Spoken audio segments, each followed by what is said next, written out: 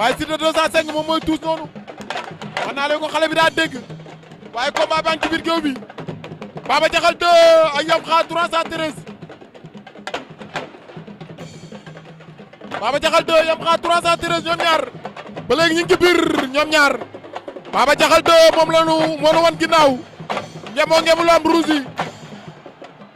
Yam Kha 313 dañu jàkkaarloo ndeysaan ñu noonu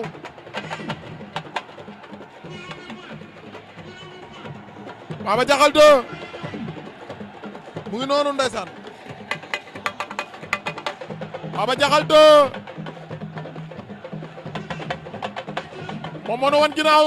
Yam Kha 313 moom la nu jàkkaarlool ndeysaan mu ngi noonu mbokk yi jël na ko luy xew Yam Kha jël na Baba Diakhal fàq na ko day jeex wala boo ci génnee ma xam ne doo nit li penalty la ci bëre Baba Diakhal 2 war na ndomba Yam Kha Baba Diakhal 2 war na ndomba Yam Kha la mooy xew da ciy génn wala da ciy génn wala da ciy génn wala da ciy génn wala ay boo ci génnee Yam Kha ba bàyyi la waay yow lii la la yow Yam Kha génn na ci est-ce que daanul Baba Diakhal Yam Kha génn na ci est-ce que daanul Baba Diakhal joo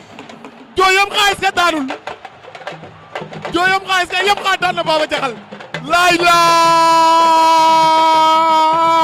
waay xale bi li bëre nii la la yow waaye lii la la yow